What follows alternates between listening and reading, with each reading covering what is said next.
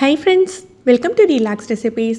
Macaroni குக்கரில் பண்ணையில் பார்த்தீங்கன்னா சில பேருக்கு குழஞ்சி போயிடும், பாத்திரத்துலனா டைம் அதிகமாக எடுத்துக்கணும். இந்த பிரச்சனையெல்லாம் இல்லாமல் சூப்பராக ஒரு பிரியாணி டேஸ்ட்டோட சாஃப்டான சிக்கன் மேக்ரோனி இன்றைக்கி குக்கரில் செய்ய போகிறோம். ஒரு 2 டீஸ்பூன் அளவுக்கு எண்ணெய் விட்டுக்கலாம். சின்னதாக 2 வெங்காயம் எடுத்துருக்கேன். இதை சின்னதாக கட் பண்ணி வதக்கி விட்டுக்கணும். ரொம்ப பொன்முறுவலால் வதங்க வேண்டியதில்லை, பச்சை வாடை போய் வதங்கி வரட்டும். ஒரு 1.5 டீஸ்பூன் அளவுக்கு இஞ்சி பூண்டு பேஸ்ட் சேர்த்துக்கலாம்.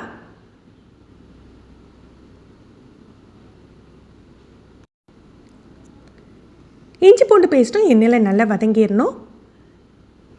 இதுக்கு தயிரெல்லாம் சேர்த்துக்கக்கூடாது, தக்காளி தான். தக்காளி பார்த்திங்கன்னா ஒரு 3 தக்காளி எடுத்துருக்கேன். சின்னதாக தான் இருந்தது, சின்ன சைஸ் தக்காளி 3 தக்காளி. ஒரே ஒரு பச்சை மிளகாய் சேர்த்துக்கிறேன். ஒரு 1/2 டீஸ்பூன் போல் உப்பு முதல்ல சேர்த்துக்கலாம்.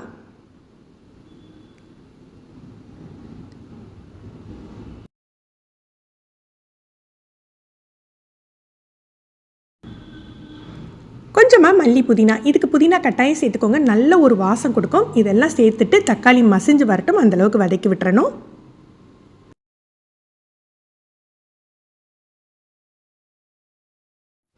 தக்காளி மசிஞ்சாக்கில் மசாலா சேர்த்துடலாம். 1/2 டீஸ்பூன் மிளகாய்த்தூள் போட்டிருக்கேன். இது காரமான மிளகாய்த்தூள் தான். காஷ்மீரி சில்லி போட்டிங்கன்னா இதோட கலரே மாறிடும். நீங்கள் காரமான மிளகாய்த்தூளே போட்டுக்கோங்க. 1 டீஸ்பூன் அளவுக்கு சிக்கன் மசாலா, சிக்கன் குழம்புக்கு யூஸ் பண்ணுற மசாலா போடுங்க. சிக்கன் 65 மசாலா போடக்கூடாது.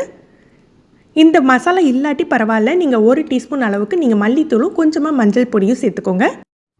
ஒரு 200 கிராம் அளவுக்கு சிக்கன் இருக்கும். இது சின்ன பீஸாக கட் பண்ணி சேர்த்துக்கிறேன். நீங்கள் கீமா சேர்க்காதீங்க, கொத்துக்கறி மாதிரி சேர்க்காதீங்க, அது அந்தளவு டேஸ்ட்டாக இருக்காது. இப்படி குட்டி பீஸாக கட் பண்ணி சேர்த்துக்கோங்க. 1 டீஸ்பூன் போல் பிரியாணி மசாலா, பட்டை கிராம்பு ஏலக்காய் 3 சேர்த்து திரிச்சு வச்ச மசாலா தான் போடுறேன். நீங்கள் இது இல்லாட்டி கரம் மசாலா கூட ஒரு 1/2 டீஸ்பூன் போட்டுக்கோங்க. இதை நல்லா மிக்ஸ் பண்ணிக்கலாம். இன்றைக்கி நான் எடுத்துருக்க மேக்ரோனி பார்த்திங்கன்னா நம்ம நார்மல் மேக்ரோனி எல்லா கடைகள்லையும் அவைலபிளாக இருக்கும் இல்லையா, அந்த மேக்ரோனி தான்.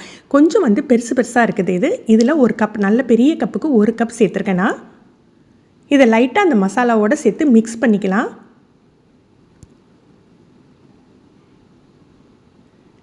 இதுக்கு தண்ணி அளவு அப்படின்னு பார்த்தீங்கன்னா, இது கொஞ்சம் பெரிய சைஸ் மேக்ரோனியாக இருக்கிறதுனால 1 கப்புக்கு 1.5 கப், எந்த கப்புக்கு நீங்கள் மேக்ரோனி எடுத்தீங்களோ அதுக்கு 1.5 கப் எடுத்துக்கோங்க. கொஞ்சம் சின்ன சைஸ் மேக்ரோனியாக இருந்தது அப்படின்னா 1க்கு 1 அளவு தண்ணியே கரெக்டாக இருக்கும். ஆனால் இதுக்கு 1.5 கப் வச்சா தான் உங்களுக்கு நல்ல வெந்து வரும். இதை நல்லா மிக்ஸ் பண்ணி விட்டுக்கலாம். உப்பு மட்டும் கொஞ்சம் காணாது, அதனால் உப்பு சேர்த்துக்கிறேன். நீங்கள் உப்பு காரம் செக் பண்ணிக்கோங்க. இதை நல்லா மிக்ஸ் பண்ணி விட்டுட்டு ப்ரெஷர் குக்கரை மூடி போட்டுட்டு மீடியம் ஃப்ளேமில் 3 விசில் வச்சுடுங்க. 3 விசில் வேகட்டும். மீடியம் ஃப்ளேமில் இருக்கட்டும், ஹை ஃப்ளேமில் வைக்காதீங்க. லோ டு மீடியம்லேயே 3 விசில் வேகட்டும்.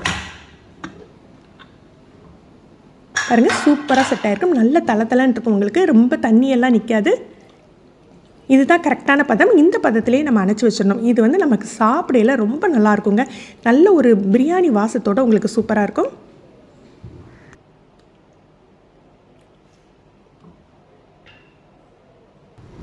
கொஞ்சமாக மல்லியில தூவி இறக்கிடலாம். ஃப்ரெண்ட்ஸ், நீங்களும் இந்த ரெசிபியை ட்ரை பண்ணி பாருங்கள். இதே அளவுகளோட ட்ரை பண்ணி பாருங்கள். இந்த வீடியோ உங்களுக்கு பிடிச்சிருந்ததுன்னா லைக் பண்ணி ஷேர் பண்ணுங்கள். நீங்கள் ஃபஸ்ட் டைம் நம்ம சேனல் பார்க்குறீங்கன்னா ரிலாக்ஸ் ரெசிபிஸ் சப்ஸ்கிரைப் பண்ணிக்கோங்க. கீழே இருக்க பெல் பட்டனில் நீங்கள் ஆளுங்கிற ஆப்ஷன் செலக்ட் பண்ணி வச்சுக்கிட்டிங்கன்னா நம்ம சேனலில் வீடியோக்கள் போட்ட உடனே உங்களுக்கு நோட்டிஃபிகேஷன் கிடைக்கும். தேங்க்யூ.